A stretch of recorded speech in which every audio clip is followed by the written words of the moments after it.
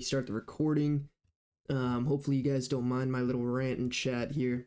I talk a lot about long-term investing alongside trading for those of you that are kind of newer here. So if you ever want information on that, you can always ask or reach out. I just show a little bit of my portfolios and ETFs and different topics, I guess, just within this realm as well, because I think it is important alongside your trading. You should definitely be investing for the longer term. Without further ado, I don't want to waste too much time here because my goal for today's webinar is going to be the data review section, because we did get a good amount that kind of piled up here. So usually what I do is on webinar days, I will go through and do some data reviews if we get any. And then right after I did my webinar last week, we had 2 get sent in. And then we had a couple more come in during the week. So I'm going to try my best to get through them. I don't know if I'll be able to complete them all. I'll try my best here. I know that Elliot has already been covered here by Andre. He went over the data. I went over Tomas's last week in the webinar. I forgot to actually leave the message here. But last week's webinar is when I went over Tomas's data. So we're going to start with Shay here and then Flawless Fire. And then we're going to work up from there. So we have a Google Drive sheet here. And hopefully I'm going to try to give you guys like a little bit of an insight into my point of view. And kind of how I do the review myself, because it is something good to know for yourself as well. Like if you do have your own data, you should be able to make some conclusions from it or kind of get an idea of what you should first be looking at. So a little tough here with the equity curves. Let me just actually check personal account. I'm just a little curious here. Okay. So pound AUD, one of the first things, can I move these out of the way? I might not have edit privileges, so that might be a little tough here because this does cover some of the data. Just want to get an idea of what I'm looking at. So backtest review 2. So this is the one we're going to be going over. I'm fairly sure, and let me just check. So first few key things that I look at always when I do a data review. Number 1, I do prefer to see an equity curve. I know he has a bunch of different ones here, so it's definitely tough, and we're kind of left in the dark with a lot of the remaining data at the bottom here. Harder pairs, pound went to shit, psychological mistake, came out profitable, happy with the other pairs even though some were negative. So backtest review 3, he started, we'll take a brief look at that after, but I do know what he planned on was the second batch here. So the second batch of reviews, let me check here. Thank you guys. Glad I checked because I had the recording going and not the screen share. Perfect. So thank you. All right. Good reminder. I would have been, at least the webinar would have recorded it correctly, but glad you guys can see now. So yeah, let me just briefly whip through what I just said. This is his sheet that we're looking at, his journal. And overall, ridiculously good win rate. And that's one of the first things I look for. I do want to mention, we're going to be going over backtest review 2, I believe, but I might brush through 1 just to kind of get a precursor into it. And then he has even started a 3rd section here. So one of the first things I do look for is number of trades, probably the most important stat. And the reason I say this is if you have under 100 trades in backtested data, we don't say it to be mean, or we don't say it to give you guys busy work, but truly there is no conclusion you can draw from that.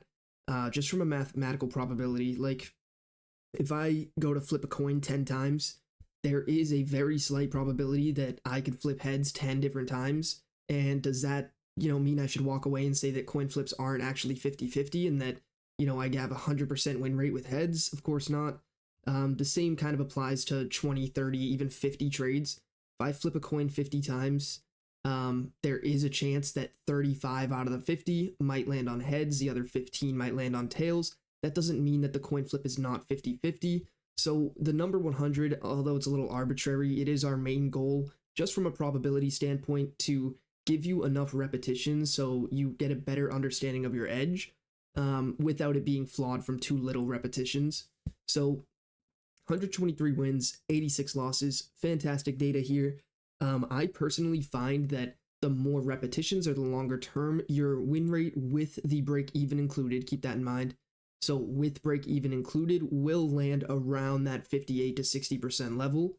You can even see this in Andre's data, for example, which is slightly lower in win rate from those 1,000 repetitions, but his goal with that testing session was to just be extremely aggressive, take a lot of trades, and he landed at about that 35% win rate level, but his win rate with break even was around that 58%. So what that means is you only lose capital on 40% of trades. Some people see 35% win rate with this strategy and they get the wrong idea. They think in their heads that, okay, I'm losing capital 65% of the time. Not the case. The break-even rule obviously prevents you from losing capital in many different scenarios here. So it's better from that capital retention standpoint. So let's dive down into the second backtest review here. And I just want to look at the equity curves first. So missing 3 winners, rushing, and getting annoyed. Big time psychology problem. Would have been a fine year, but started fucking up.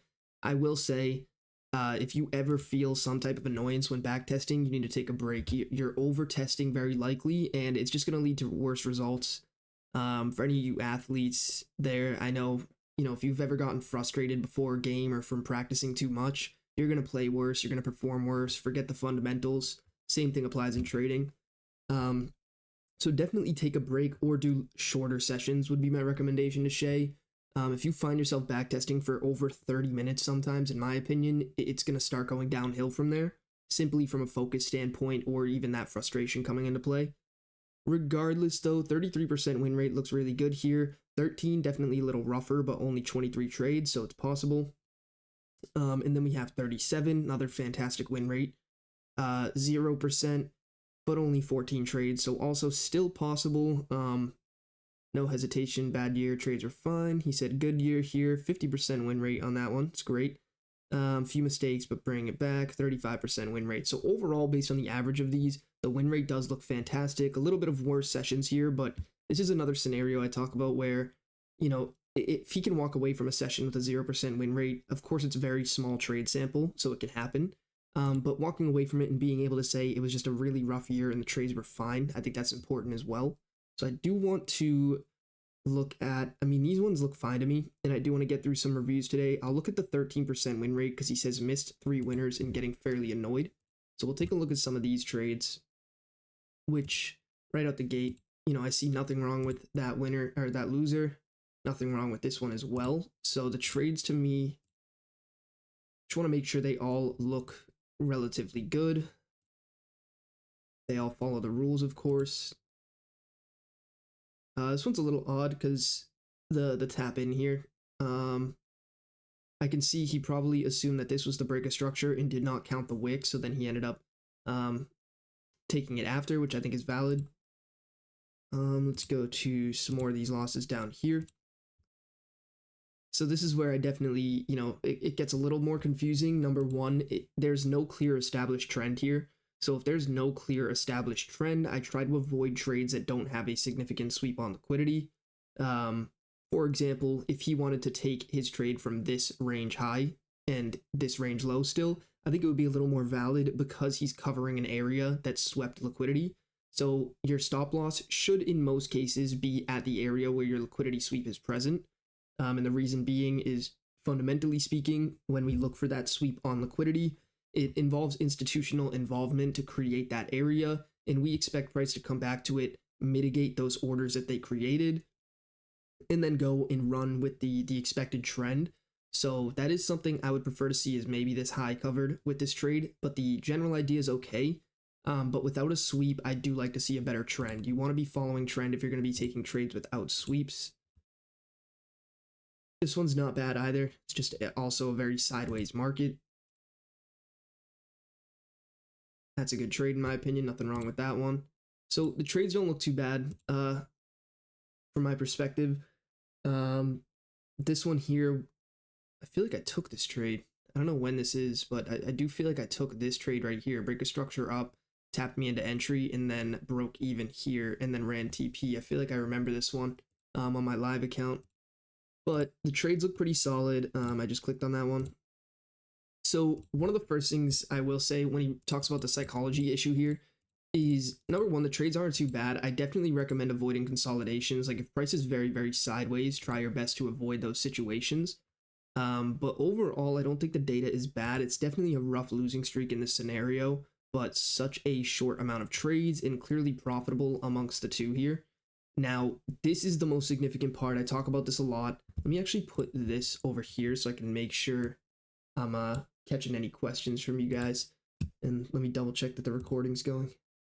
Okay. So one of the things I mention a lot is missing winners is detrimental to your edge compared to, trying to fix losers. It's very common where people will send me a sheet of data with losing trades only and say, hey, JB, what do I do to fix this? And it's just not the right mindset to be approaching trading from, because number one, there's not always reasons for losing trades. Like I just showed a bunch of trades here that, in my opinion, despite it being a losing trade, I think it's, these are great setups. So there's nothing necessarily wrong. I don't know why it keeps glitching with the my mouse there. So there's nothing inherently wrong with the losers, but missing 3 winners. Let's just take this section alone, and we're looking at 1, 2, 3, 4, 5, 6, 7, 8, 11, 12, 13, 14 losing trades, and so that's negative 14%. And he obviously has 2 winning trades, so minus 6%, which leaves you with 8% negative on the account if you guys are following. So plus 3% for each winner, minus the 14% for the losing trades. So that leaves you with negative 8%. If he took those 3 winning trades that he missed due to getting annoyed or psychologically not focusing, he would be profitable. So it's that little difference of missing just 3 winning trades is enough to change the scope of the entire edge in this scenario. So the only way to really fix that, in my personal opinion, is just that repetition, but also trying to be a little bit less discretionary. Because I find the majority of the time people are missing the winning trades and taking losing trades is they're not focused on the overall edge. They're trying to be too picky regarding some discretion on, oh, the higher time frame doesn't align, or I don't like this liquidity sweep, or the fair value gap isn't large enough. These different discretionary aspects, and then they end up sitting out of the trade and then missing out on that winning trade that they could have taken. So not bad overall from that small session that I looked at. We can definitely look at some more of these. Now, I'm assuming these line up with what we're looking at here. And I do kind of want to focus on, so we'll go with the 0% win rate one, just to get an idea of, he said not a bad year. 37% win rate, fantastic on this one. You can see that with 1, 2, 3, 4 losses and 3 winners, you're up 8%. Absolutely fantastic there, great return. So let's take a look at these ones here. Also not bad. Definitely a little bit counter trend here, I will say, but not a bad loss to take. I don't know the easiest way to, it's a large range. I try to avoid these typically. He got a break even here, so no harm, no foul. Well, actually, did he not? He should have gotten a break even there. I don't know if there's an easier way for me to, there we go, control, click. I'm learning. So AUD Chef, yeah, this was a break even. I want to make sure, hopefully he logged it correctly, because that was a break even position, but it looks like it was logged as a loss. So let me close these out and just double check that. This one was the loss, gotcha. And then the one below it was this one, which is the break even. Yeah, so the break even trade is definitely a bit of a large range for me. If these very large ranges form, I try to avoid them simply from the standpoint of swap, and the time in that trade can get very frustrating. Luckily, he was able to break even fairly soon here and just kind of let price do its thing. Check out this trade here. Another decent loss, in my opinion. We're very bullish. We have the break of structure to the upside, fair value gap around the entry, so that's a perfectly fine loss.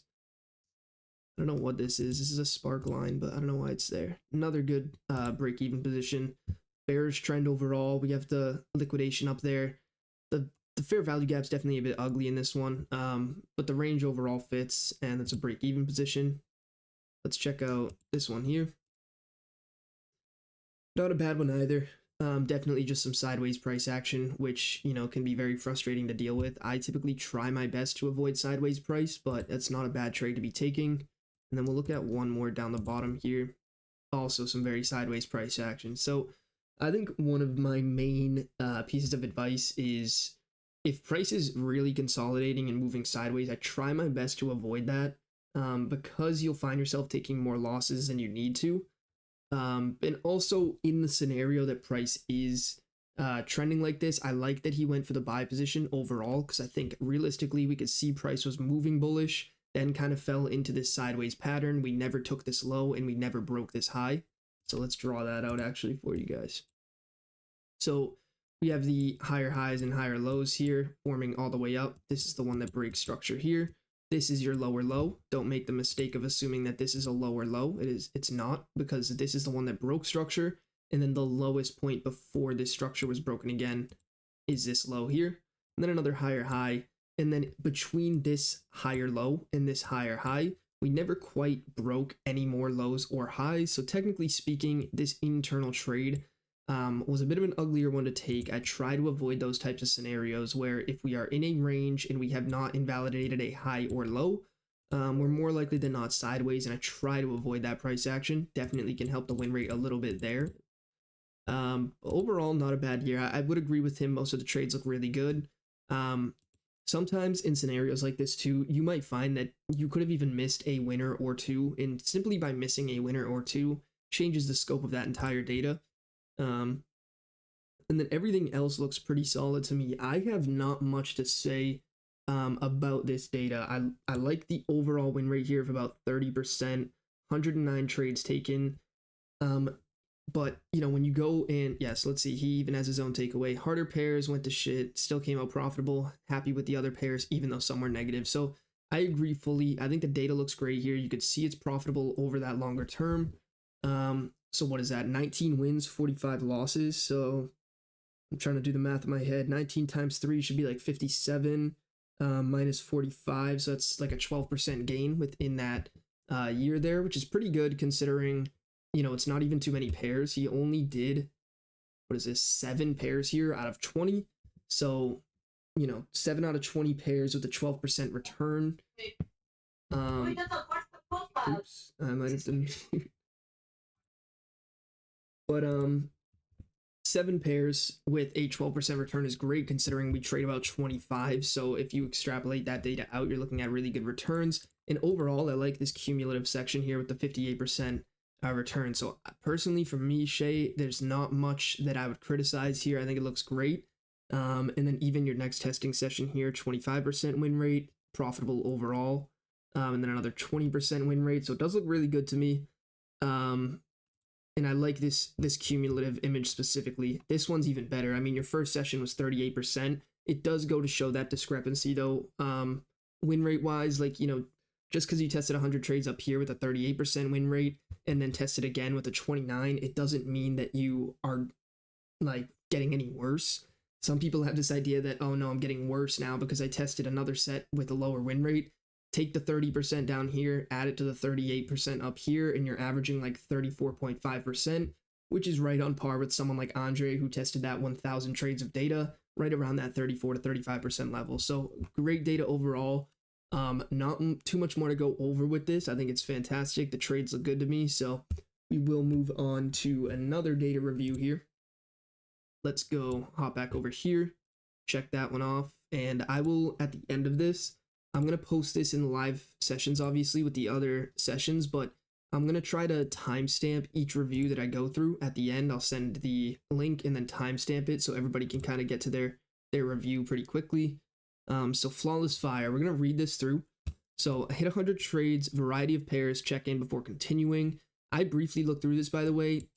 Absolutely fantastic. So especially for someone who joined the community like not that long ago, I think he joined, yeah, February 10th. So we're talking like maybe a little over a week, maybe nearing 2 weeks right now that he's been in, but this is fantastic data.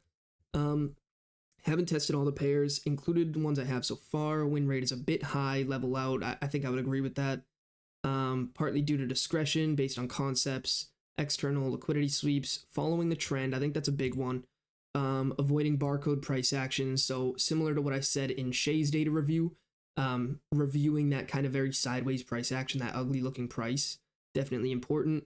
And then a short OBS video. I probably won't show that because obviously we're live right now, and I'd have to download it and open it and whatnot. Not too bad. How many pairs is this? 1, 2, 3, 4, 5, 6, 7, 8, 9, 10, 11, 12. So 12 pairs, 48% win rate. It's on Notion, which sometimes can be pretty rough depending on the journal. So we'll take a look at this. Okay, so first thing I talked about from you guys, I always like to see the number of trades. So 102 is what we can see here. Bear with me here if I have to. What the hell is this? I didn't even know you could do this. But bear with me because I got to kind of get my bearings. This is my first time opening the sheet. So some 64% for profit and loss. So 64% returns in 102 trades. Absolutely great. Now empty 32%, empty 33%, and then empty 34%. So win rate wise, I'm a little confused where his 48% came from. Because what I'm seeing, it looks like, I don't know what it means by empty, but I'm assuming that's a 32% win rate. Let's load more. Okay, and then let's load more again. So these should be all the trades, 106 count. And then let me just go down here, make sure. Okay, so this looks good so far. The 48% win rate, I'm still trying to get an idea of where that came from. Now, if you combine the two, you're looking at about a 65% win rate, which is pretty good. When you compare that to what I mentioned earlier, where typically with the break-even rule, you may fall between that 58 to 60% win rate range. He's a little bit higher on that aspect, so could be a very good set of testing here. And then a 35 or 34% loss rate, which I think is pretty solid. So that means that out of any trade he takes, there's basically a 1/3 chance that he might lose capital and a 2/3 chance that he will protect or gain capital. So fantastic trade-off in my opinion. Is there links now to the trades? Because that is going to be, and if anybody here, I'm going to open this up. If anybody sees something that I don't regarding links or what I'm looking at here, let me know. Okay, so this is back tested. Huh. I do not see links for trades here, so I don't know if there's much to go over, to be honest with you, unless I'm missing something. Intentional losses are inevitable. Let me check live. All okay. So without the images, I probably won't be able to go over it here.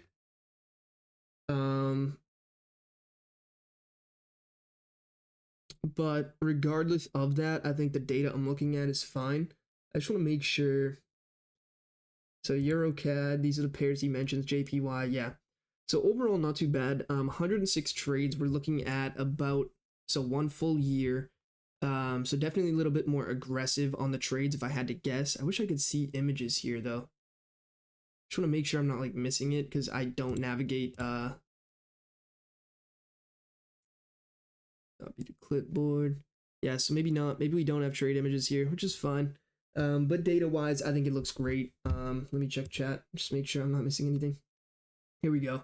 Next to the number, under name, click a little panel button. There we go. Perfect. Thank you. I'm so glad you're in the webinar too, because I would have just walked away from this sheet. But overall, same thing I said applies. Win rate is absolutely fantastic here. And then I want to see what you said here. So those are 32% win rate and 34% loss rate. Gotcha. So including the break even is 48%, which I think is pretty solid as well. 32% win rate is good. So about 1/3 of your trades are winning, which is more than enough to be profitable. You need about a 26% win rate to be profitable with this edge. So at 32%, you're obviously outpacing that. Now, this trade, nothing wrong with that. I like the setup. This is nice. It's kind of quick too. I can look through it like this. Also a good break-even trade. Yes, so far these trades all look good to me.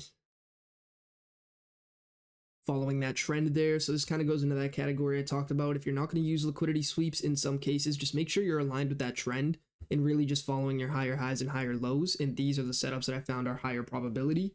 One thing I'm noticing lately is a lot of people, they're going counter trend, but they're also taking those kind of uglier trades without liquidity sweeps. I definitely don't find those to be very profitable in the long term. If it's something you've tested plenty and it works for you, then no problem. But it's another good one. I will say, you know, a little bit of sideways price is tough to read here, but not a bad trade either. Oops, wrong one. Session as well. I typically don't log session, to be honest with you. And especially like days and stuff, it's a lot more extra data that may not necessarily be needed. One thing here, I tend to take ranges a little bit more, that term ranges. And what I mean by that is if we go to like my trades here, So like a trading range from a high to the low, you guys will very commonly see I take this highlighter tool and I mark my highs and lows like this. And that 50% level is below that break of structure in the majority of my trades. So we'll look at like USD JPY, for example, where it doesn't. But this kind of range where it's your last break of structure that swept liquidity, broke structure, and went downward as price is moving lower and lower here. I tend to stretch my fib, but if this becomes overextended at some point, I do try to avoid or abort those positions because I no longer see it as a clear trading range. That's just a little bit of a discretionary piece on my own part, to be honest, but this here is not really quite a trading range. When you mark a break of structure here, you can see price just continue to overextend beyond it. So I try to avoid those trades sometimes if I can. This is a great one. I love the impulsiveness there too, the entry. This one's a little bit odd. Despite it being a winner, I do think we are consolidating and fairly sideways here. But you know, in some scenarios, you are going to get the tag in and get some good trades with positions like that. This one probably another one in my opinion where it is fairly sideways. You even wrote that there, so good. Barcode PA. Another great one. Didn't quite get the 50% rule. No problem. So what I typically look for is basically the term I use is ranges. I try to trade ranges as best as I can. So if we're looking at price and it's moving upward like this just based on market structure, but then we have a little move like this, oops. I try to avoid these types of little, you know, areas that may be considered a demand zone or an order block to some smart money sectors and whatnot, but I do think I try to avoid taking those very minor pullbacks and using them as a type of range. I just find those don't work as well for me compared to, you know, taking these very clear ranges where there's a break of structure that occurs here. We have a high and a low of the range and then taking my entry and TP there. So a good example of this is, let's go to a better like trending market pair. Let's go to like Chef JPY, I guess. Some of my, here, we'll just take a look at this, but basically this 50%, if there's some trades where I find that it continues to extend beyond and beyond the high or low of my range, I try to typically get out of those ones, or if it's just those very small, let's go back, see if I can find it.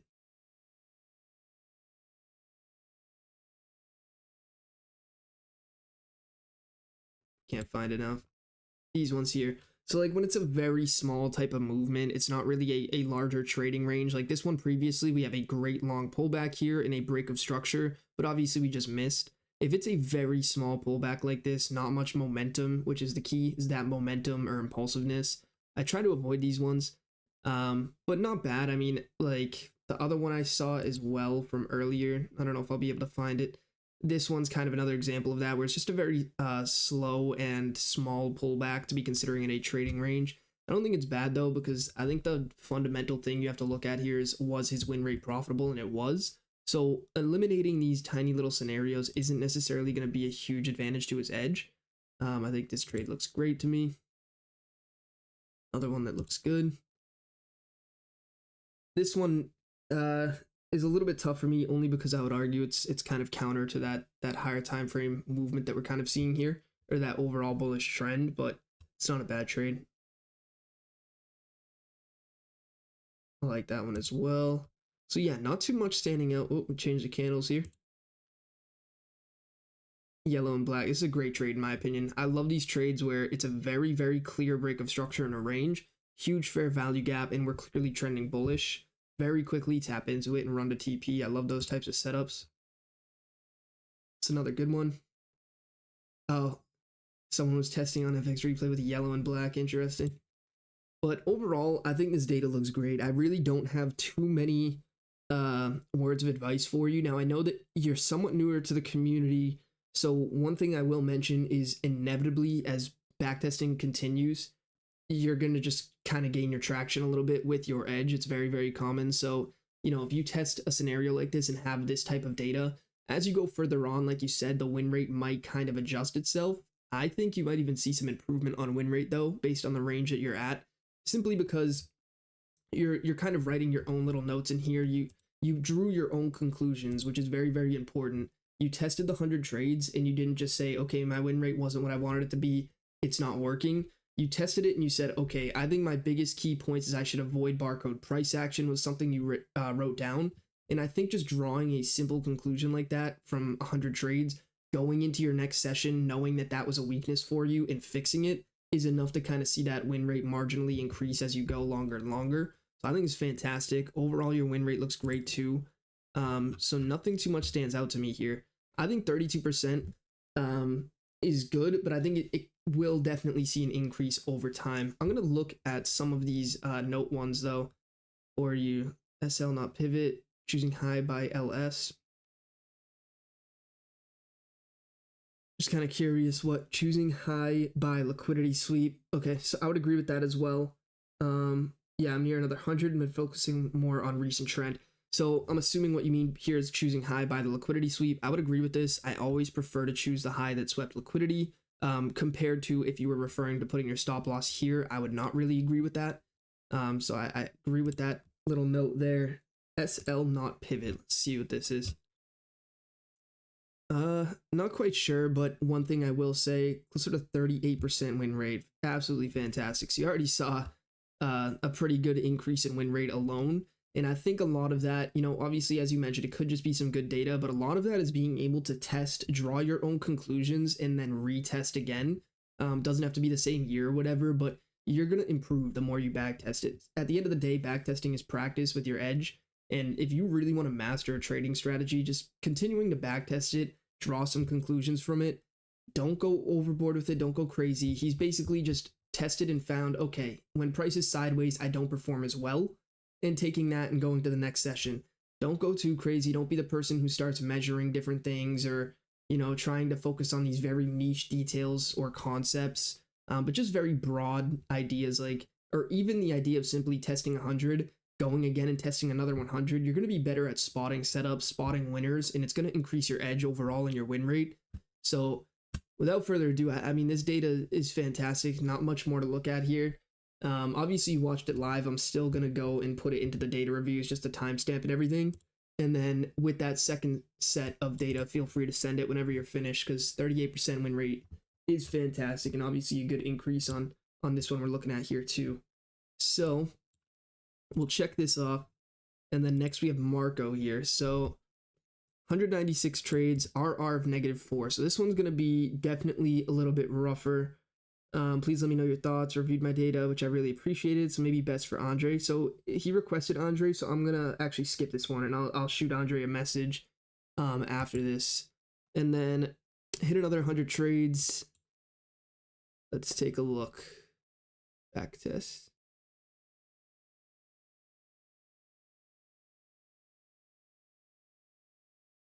It's taking a minute here. Enable editing. Zoom out a little bit. Let's go back over here. All right, so 100 trades. First things first, let me check and verify. So 101 trades. Once again, we could see that win rate falling right about that same level we've talked about before. In that general 54% is close enough to that 58% I talk about, where it includes break even typically. Now, total gain of 30. This is right out the gate. Like this makes me happy because I know I have reviewed his data in a past session. Definitely was not that great, to be honest with him. Obviously he knows I went over it. He had a similar win rate, but was like -11%, I think, on total gain, and then does another session and absolutely kills it. So this makes me happy. Obviously a huge improvement.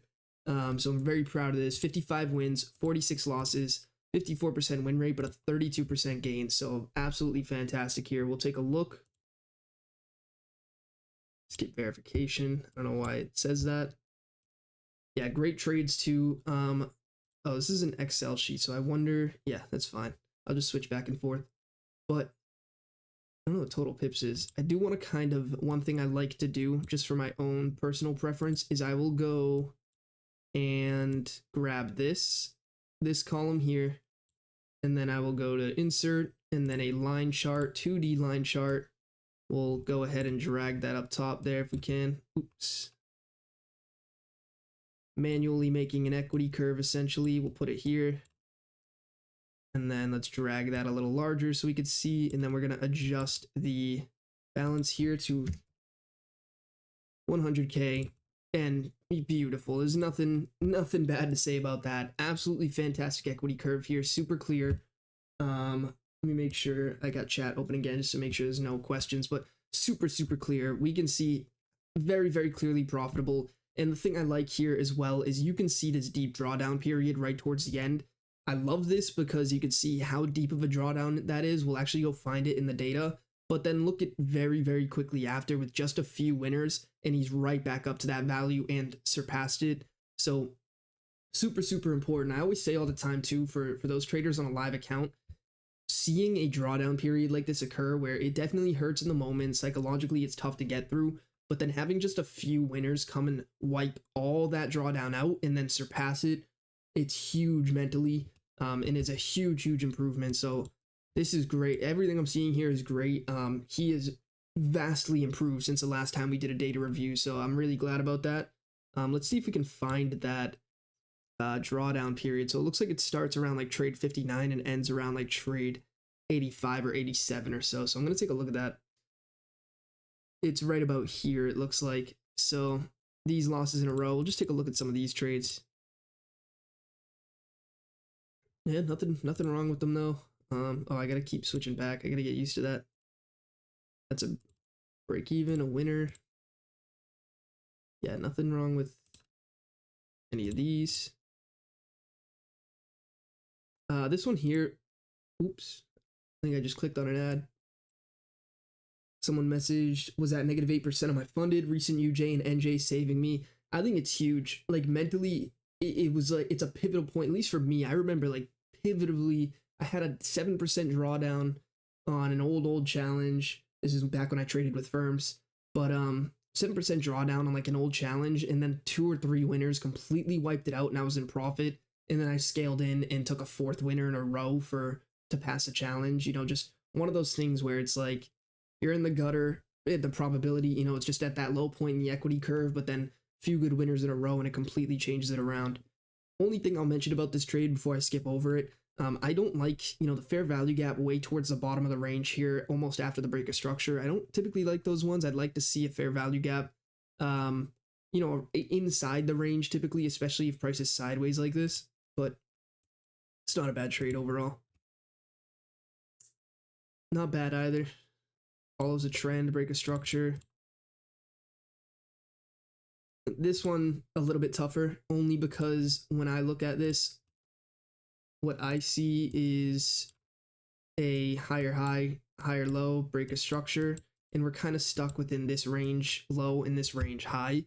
So I would not really want to take that internal kind of position, especially with equal highs resting right here at your stop loss. So that's probably a trade I would have avoided personally for those reasons, but still not bad. You can see how I think the advantage to this is also understanding, even with some uglier trades or some not so great trades, and even human error is a big one. You still have that profitable edge longer term and a really clean equity curve. So he ends up, let's go look at this period here, because he goes through that deep drawdown streak from here to here. There's one winner in there, but from here to here, essentially no capital is made except for that, in a bunch of losses, and then he has roughly 3 wins in a row, completely wipes it out. So we'll take a look at those winners. Yeah, actually, I took this one, I think, live. I don't know when this was, December, I want to say November of 2023, I took this trade live on my account. Actually, you know what? We'll pull it up, because I think I have the exact trade in course content, swing strategy. Not that one. No, maybe it's not in here. Wait, is it this one? Euro AUD, November 2023. Yeah, it is. Same exact trade. It's funny how I can remember these from, you know, ages, but Euro AUD 2023 November. It's funny how I can remember the trades I took so long ago on my accounts and stuff. It's one of those things. I always watch like chess players. They have a similar kind of thing where they can just remember, you know, chess games from ages ago. It's funny how I just see that one trade and can immediately remember back to when I took it. But yeah, so I remember taking that trade on my live account. Absolutely great setup. Let's go back down here. This was another winning trade he took. I took this one as well, actually. So Euro AUD, there was actually another trade on, I believe, Pound AUD that was basically the same exact setup, and I took both of them for a good short position. So that's another good winner there. And then starts making me feel old when I'm looking at people's back testing and it's like trades that I took on my live account ages ago. That's another good setup as well. I like the break of structure. Definitely a bit of a smaller range in my opinion, but at least we're following trend here, which I think is one of the pivotal ideas that people can make. If you follow trend a little bit more, I guarantee you'll see your win rate start to increase up slightly more, just focusing on that trend. Trend is absolutely key, especially from a higher time frame perspective, so it definitely can help win rate. And then we have a decent loss streak as well here. We'll take a look at some of those, but then you could see right away 3 winners in a row is huge for an edge. So what time is it? I want to make sure I'm not going overtime. Okay, 12:42. Yeah, not bad. Not a bad trade here. Is a little bit counter trend, like I kind of just mentioned before, but oops. That's a great trade. Nothing wrong with that one. All these are pretty solid setups. This one's a little bit ugly for me, the consolidation at the high, but still follows the edge. This one's a great one as well. And then this is the last one in that losing streak. Also kind of a bit of an odd one just because of consolidation. I try to, focus on those ranges or trending markets. Consolidation like this, I don't typically tend to take. And then we have 3 winners in a row here that we'll just take a look at and close it out.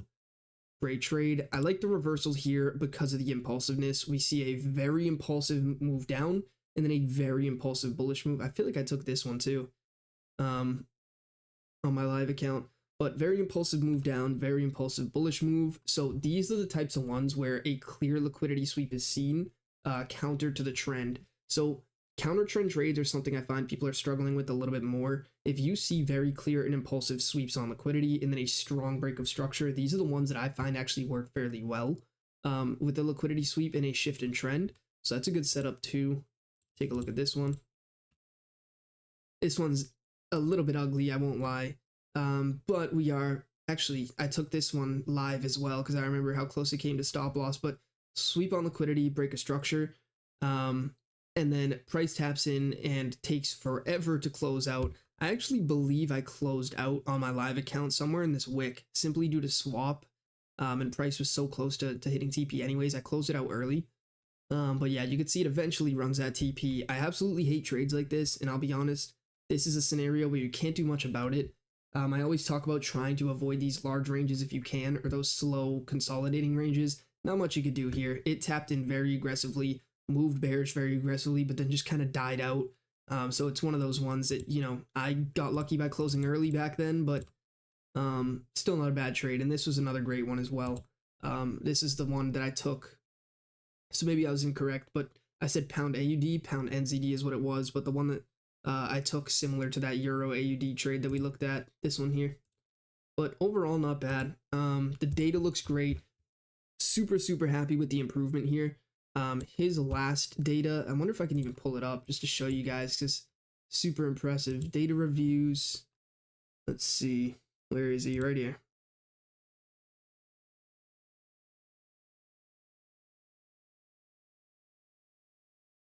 Here we go. TMO blown account graphic. I don't know if you guys caught that.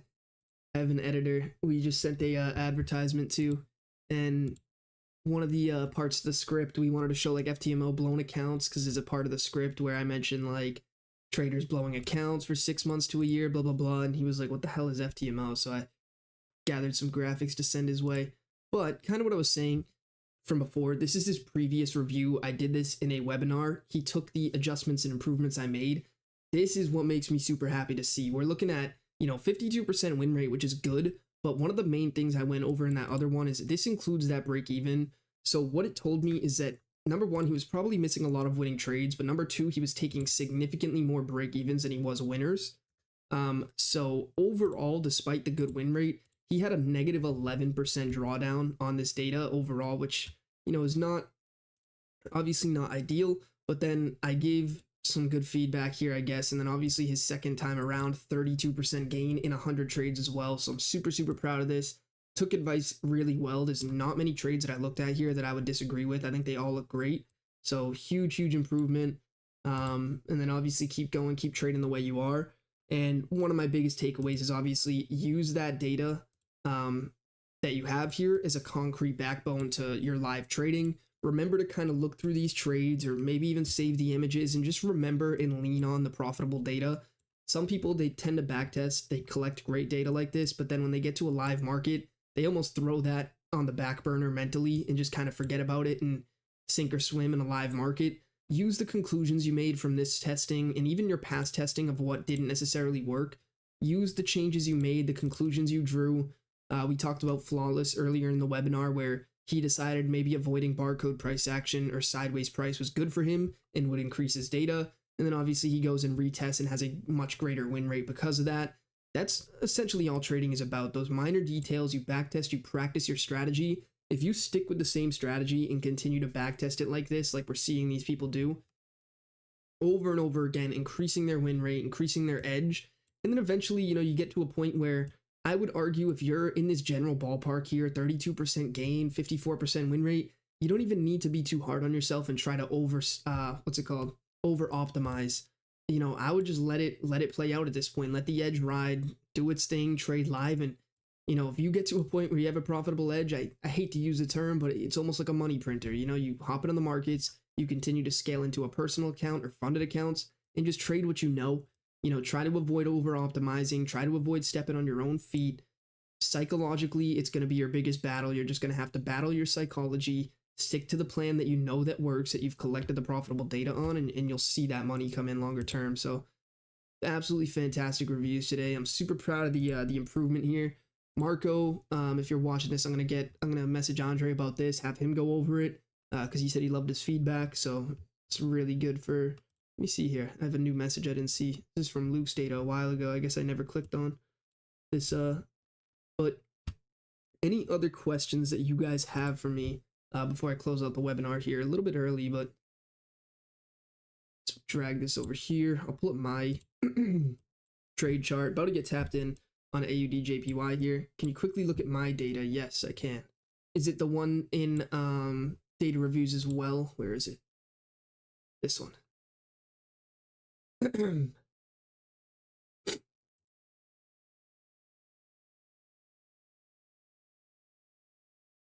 wait for it to load. Here we go. So win percent, 35%, 51% gain. Holy shit, that's fantastic. 165 trades. I don't have much of a time, so let me actually pull your chat up here just so I can make sure if you're asking questions or anything while I go through it, I can answer. Thoughts on AJ? I took NJ, set the fib, literally got AJ. Forgot to set AJ on the pending. I'll take a look at that after. I want to make sure I get to Elliot's data here.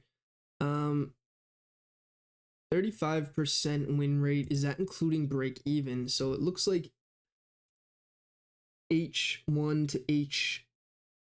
Okay, that's what I figured. So I think that's a fantastic win rate to be at.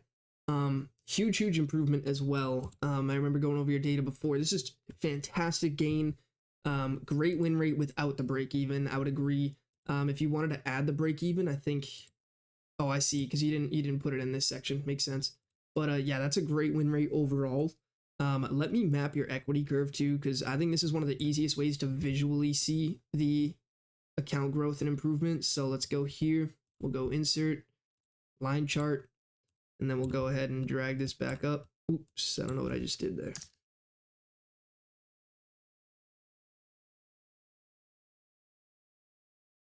I hate how long this takes to like drag it back up. I don't know if there's an easier way to do so. I think I can actually plant the graph somewhere. I just forget where to type it in. It tells you can like put it in a certain cell. And then we'll go and adjust this to 200K. Or not. Come on. There we go. Oops. Oh, I see, because he had some drawdown at the start there at 100 and we'll just call it 190K. Ridiculously good equity curve here too, though. Super clear, very straightforward. The win rate looks great. I honestly see nothing of concern here.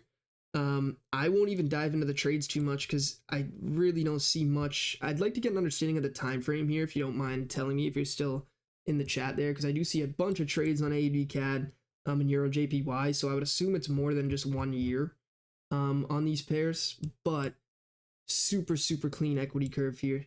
2020 to 2025, there we go. Yeah, so that sounds about right, especially with the number of trades I'm seeing per pair here. Then it looks like, what, 1, 2, 3 pairs. So this is really good. One thing I will say is, I'm going through all the pairs. Yeah, all pairs for 5 years. It's a good goal. It's going to be a lot of testing, but the more pairs you add, the more you're going to get that clearer view of the actual edge, of course. Because I always recommend, knowing that we use 25 pairs, it's better to sometimes test all the pairs in 1 year than it is to test a few pairs in 5 years, because the way that the strategy works is that accumulation of all the data. But I think you've built such a great base here with 3 pairs already that, you know, you might see this fluctuate your gain if you have some pairs that are worse and perform better. You could have tested 3 really good pairs here, but overall, I see nothing wrong with this, and the equity curve looks great to me too. And once again, you know, we see a good period of drawdown here that gets wiped out eventually by just a few good run-ups of winners. So this is great data overall. Nothing that concerns me. Flawless, I will take a look at, what did you mention? Short on AJ. This one here. Oh, I think I know what you're talking about. Is it this one here? I personally didn't take it. It's a little bit aggressive for my liking. As you can see, I typically take a little bit larger ranges than that, but I think it's a great setup. I know a few people who did take that. Same with CAD Chef. I think we had a few people take a good short position. This one here. Doing the same thing. 9 pairs for 2025 or 2020. Just starting. All right. I think that'll be a wrap for the webinar then. So I did get to go through all data reviews, which I'm happy about, and even Elliot's as well. And then I'm going to message Andre for Marco's data. And is there any other questions before I log off here? Need a drink of water. It's a lot of talking. How'd we do? What time is it? 12:53. A little bit early. I'm surprised, actually. I feel like I went through that pretty quick. All right. If that's all, then I'm going to wrap it up here. I'll close it out. This usually is posted in that live sessions channel within 5 minutes. And then I'm going to try to get the timestamps posted into that data section as well. So thank you guys for joining. I'll catch you guys next week. Have a good one.